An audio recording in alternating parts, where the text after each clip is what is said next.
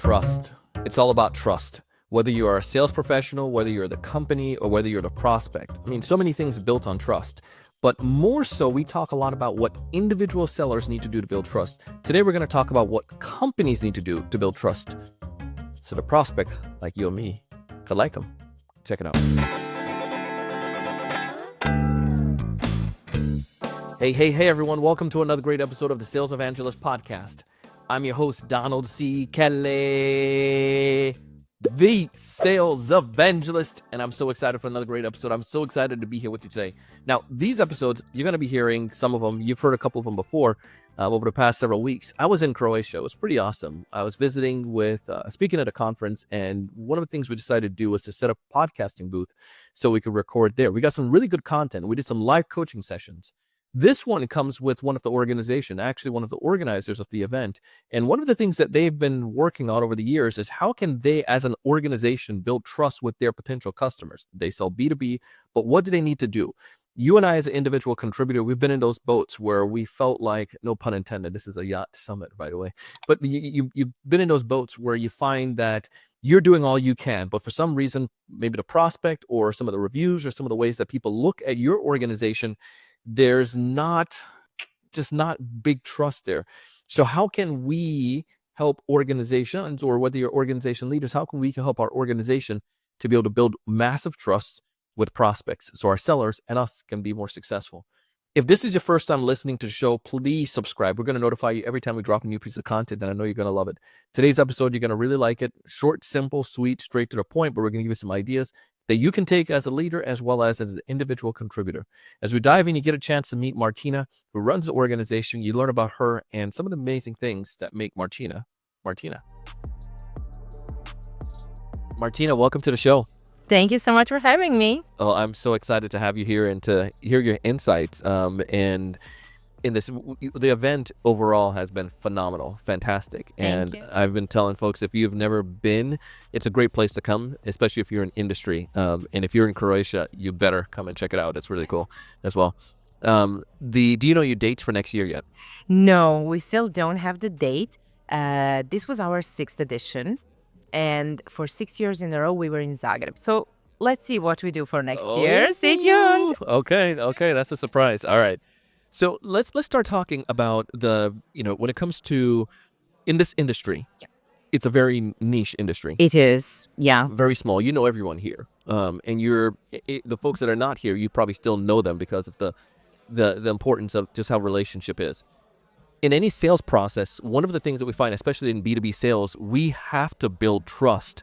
And we've spoken about that with building rapport, but specifically with trust. Why do you feel trust is so important in B2B sales? In any sales, I think trust is important, because if clients don't trust you, it's hardly that they will buy anything from you. In our sales, in selling software for yacht charter companies, I think trust is crucial. Those charter companies, they really need to trust us, because they're giving us their whole database of clients, of finances, of everything. If they don't trust us, it's really not good, and they will not be able to feel comfortable with us, right? Yeah. That's why we do 20 boat shows a year. We visit all the bases, we visit our clients to show them that we're here to support them, that we're their partners, friends, and not only a software company that's doing something business for them. So let's go into that. What are some of the things that when it comes to trust not being established, what are some of those components you've seen that erode trust in a B2B relationship? Well, definitely if a client finds out that you're lying, that you are telling the wrong numbers, statistics, facts, etc., that you are misusing their data or something else, that ruins trust a lot. There are lots of things going on in this industry. It's a niche industry. You said we know everything. Everyone knows everyone. There are some cases where big companies buy small companies merger, acquisition, etc. There were cases where some charter fleets, for example, bought booking systems. That ruins trust because it's a conflict of interest. So I would say that these are deal breakers, right? Yeah. When your sales team and your team is working with your clients, how do you help them? What are some things you coach them on to be able to build trust?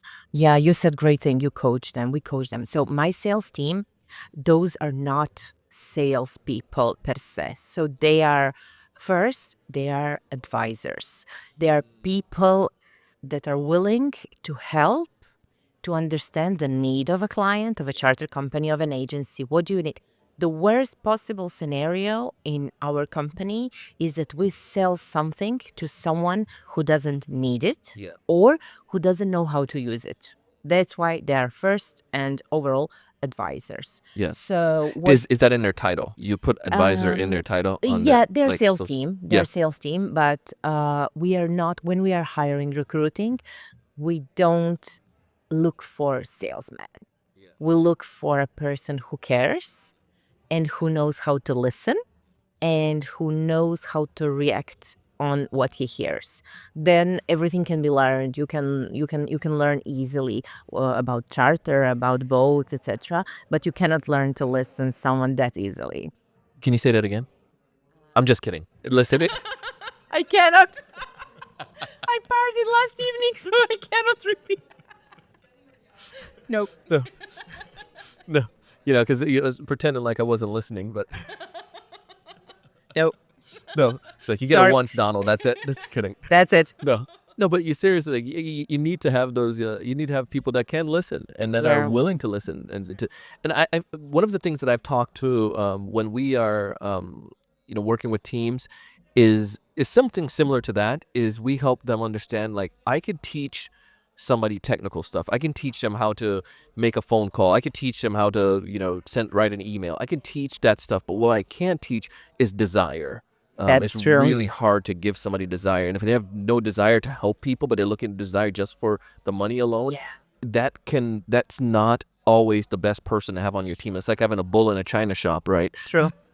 That's why our sales team, for example, they do have higher salaries and lower commission, because we don't want them just to sell for commission.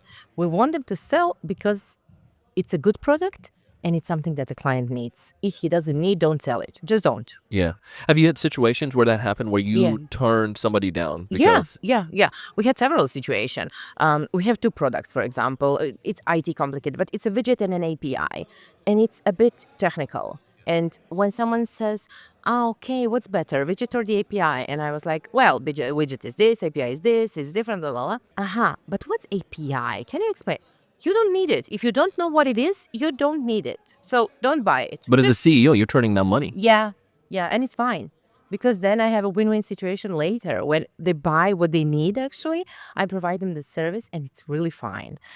It's not just we all live, we all pay our food, rent, etc. with money, of course, but money is really not the most important thing in the world. I love that. There's a quote, Zig Ziglar. He said, "Money is not the most important thing in the world, but it's up there with oxygen. That we need it to survive, but it's not the most important. You need to have other." It's really not. Yeah. Yeah, and I think that's a great way to look at it from an executive standpoint, because sometimes we have leaders out there, and you probably have worked for one of them, but you have those sales leaders that they're really just focused on the numbers, and that it makes it very difficult to build culture in the company. And then it's really short-term thinking. Like, I just need to make the money for investors. I need to make the shareholders happy.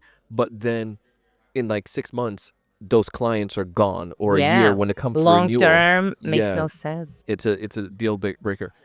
What advice would you give to a sales manager? Let's say he or she, they're listening to this and they're thinking, I do want to help my team to build trust. What advice would you give them to best help their team when it comes to building trust? Honestly, every sales manager and every sales team member and everyone in sales should be a good listener. Just listen to the client. Don't brag, I have this is great, my system or my thing or whatever is this and this. Who cares? Nobody cares. They care only about what they can do for them. Is it worth for them? How can that help to them, etc. So just listen and try to answer to the question. That's it. I love it. Love it. This was amazing. A lot of great ideas here. If folks out there want to listen, want to connect with you and to improve their listening, what's the best way for them to connect with you? Well, definitely they can contact us via email. So we are mmksystems.com company, right? So my email is martina@mmksystems.com. I'm on LinkedIn, I'm on WhatsApp Live, so you can find me online. Okay. Martina, thank you so much and congratulations on the success of your scene. Thank you so much, Donald. Thank Honor. you. Told you you're going to like Martina. Listen, if you'd like to learn more about the organization, the Booking Managers Summit, you can find more information down in the show notes. And if you're looking for a great company to connect with so you can figure out how steal some of their ideas, so to speak, or borrow some of their ideas about building trust, feel free to reach out to Martina. You can connect with her on LinkedIn as well. We have all the details down in the show notes. I want you to just to leave with this idea that you understand the principle. Trust is critical. When we erode trust, it makes our sales almost difficult to be able to conduct. People already have a distrust of sales professionals, especially now sales organizations. How can we make sure that we come across as trustworthy and that we maintain a high level of integrity, especially like the examples Martina gave today? Listen, I would love for you to be successful and to thrive. If you need help with that, you can go ahead and check out our sales mastermind. You can find details. We kick off these mastermind where individual sellers come together like you and me once a week. We help you with a sales challenge that you're facing. You have a sales goal that you have for the quarter, and we help you to break that down into micro goals. So every week we're attacking these challenges and helping you to be able to achieve your outcome. I would love for you to check it out. Go to thesalesevangelist.com/mastermind. Again, thesalesevangelist.com/mastermind. Can't wait to see you. Can't wait to hear about your success. Go out, do big things.